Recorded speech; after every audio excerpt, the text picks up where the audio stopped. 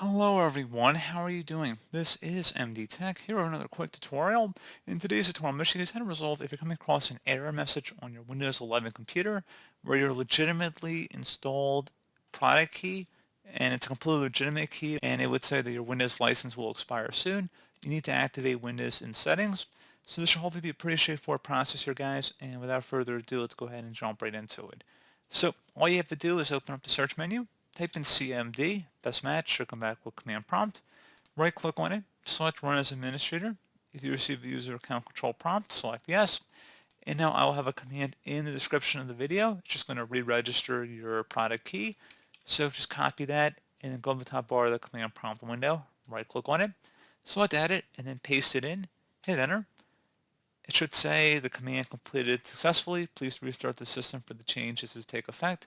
Select OK.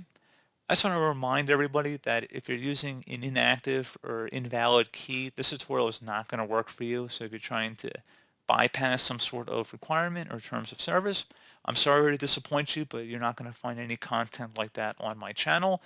But if you have a legitimate retail product key or perhaps there was some sort of hardware change on your system and you need to reactivate your valid product key, this tutorial should be able to resolve that problem for you. So anyway, let's go ahead and restart our system here, like I said.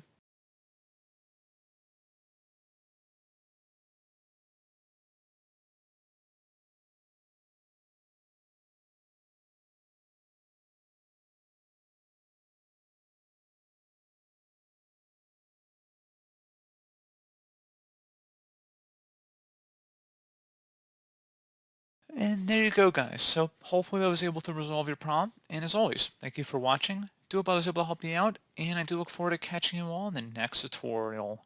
Goodbye.